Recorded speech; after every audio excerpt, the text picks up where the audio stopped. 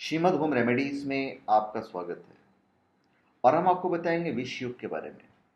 कभी कभी आपके बने बने जो कार्य हैं वो बिगड़ जाते हैं। कभी आपने सोचा ऐसा क्यों होता है? ऐसा होता है विष योग की वजह से। विष योग क्या होता है, उसमें क्या सावधानी रहनी चाहिए? देखिए, इंसान का व्यवहार और कार्य कुंडली के शुभ और अशुभ योगों से प्रभावित होता रहता है। जहाँ शुभ योग अच्छे फल प्रदान करते हैं, वहाँ पे अशुभ योग पीड़ादायक साबित होते हैं।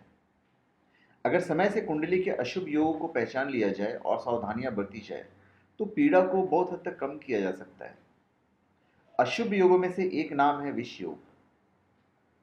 तो चलिए हम आपको बताते हैं कि विष योग की पीड़ा को कैसे कम कर सकते हैं।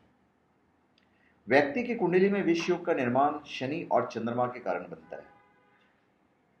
शनि और चंद्र की जब युति होती है तब विष योग का निर्माण होता है। दो कारकों का जुड़ा होना, और वो दो कारक हैं शनि और चंद्र। तो कुंडली मिलान से आप जान सकते हैं कि आपकी कुंडली में विष योग है या नहीं। अभी कुंडली में विष योग क्यों उत्पन्न होता है, और दूसरा प्रश्न यह है कि विष योग में होने वाली परेशानियां क्या होती है। तो विष योग से होने वाली परेशानियां हम आपको पहले बता देते हैं। यह योग मृत्यु, भय, दुख, अपमान, रोग, दरिद्रता, दासता, बदनामी, विपत्ति, आलस और कर्ज जैसे अशुभ योग उत्पन्न करता है विष योग। तथा इस योग से जातक नकारात्मक सोच से गिरने लगता है। जब भी सोचेगा नेगेटिविटी आएगी, नेगेटिव सोच होगी, वो उसका बुरा हो जाए, उसका बुरा हो जाए, उसका बुरा हो जाए, हमारा अच्छा होना चाहिए, और उसके बने बनाए कार्य भी बिगड़ने लगते हैं। यही होता है विष योग। अब इसको पहचानेंगे कैसे आप?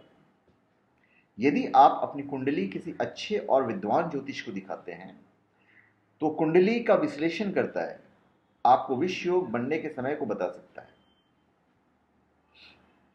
तो जैसे हम आपको बताते हैं कि विष योग उत्पन्न कैसे होता है, क्या कारण है। लग्न में अगर चंद्रमा और चंद्रमा पर शनि की 3, 7 अथवा 10वें घर से दृष्टि होने पर इस योग का निर्माण होता है। शनि की तीसरे, 7वें अथवा 10वें घर से दृष्टि होने पर इस योग का निर्माण होता है, जिसका नाम है विष योग। कर्क राशि में शनि पुष्य नक्षत्र में हो और चंद्रमा मकर राशि में श्रवण नक्षत्र का रहे, अथवा चंद्र और शनि विपरीत स्थिति में हो और दोनों अपने अपने स्थान से एक दूसरे को देख रहे हो, तब भी विष योग की स्थिति बन जाती है।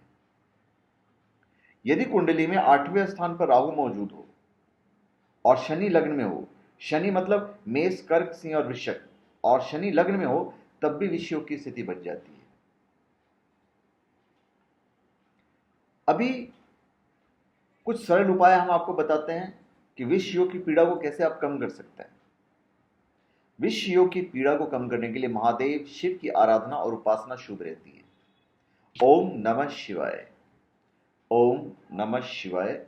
इस मंत्र का रोज सुबह और शाम कम से कम 108 दफा मंत्र जाप कीजिए।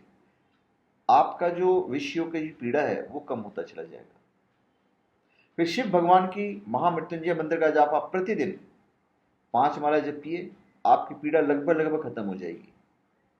राम भक्त हनुमान जी की पूजा कीजिए, पूरे नियम के साथ करेंगे तो इस योग में शुभ बताया गया है।